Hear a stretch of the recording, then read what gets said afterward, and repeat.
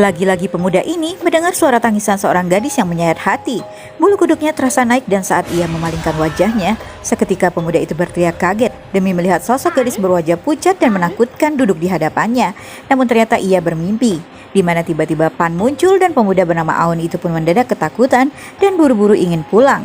Namun Pan mencoba menahannya, tapi Aun benar-benar ketakutan. Keesokan harinya, ia pun menceritakan pengalamannya itu pada Todd sahabatnya.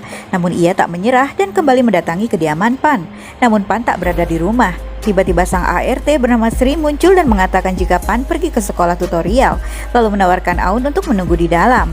Saat di dalam, sang wanita pun memberikan Aun segelas minuman segar berwarna merah itu, seraya mengatakan jika itu adalah minuman delima. Lalu bercerita jika ia telah merawat Pan sejak kecil karena ayah Pan telah meninggalkan dirinya, sedangkan ibu Pan membesarkan gadis itu sendirian. Hingga akhirnya ibunya jatuh sakit dan meninggoy, ucap sang wanita. Aun pun tampak tersipu saat Sri memuji wajahnya dan merasa bahagia karena Pan kini memiliki seseorang yang memperhatikan dirinya. Ucap Sri membuat Aun menjadi salah tingkah. Tiba-tiba Pan muncul dan terkejut saat mengetahui jika Aun tak jera mendatanginya. Tiba-tiba Sri mengatakan kalau mungkin itu adalah hantu penjaga rumah yang mengganggu Aun, membuat Pan terlihat tak suka dan melarang Sri untuk berkata tentang tahayul. Lalu keduanya pun kembali belajar bersama.